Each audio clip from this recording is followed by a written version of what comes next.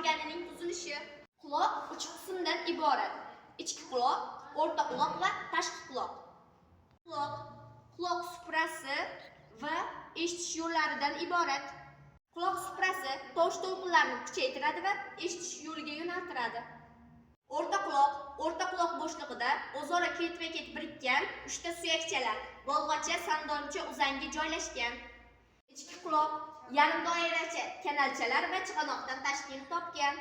Chig'anoq o'z navbatida 2 qismga bo'linadi: parda labirint va suyak labirintga, hamda ularning ichida perilimfa va endolimfa suyuqliklari oqadi. Diqqat! 80 desibeldan baland bo'lgan tovush quloqning zararlanishiga olib keladi. Quloq kasalliklari. Otit, yunoncha otos quloq, itis yallig'lanish degan ma'noni anglatadi. Bu quloqning yallig'lanish kasalligi hisoblanadi. Ichki quloqning yallig'lanishi labirintit deyiladi.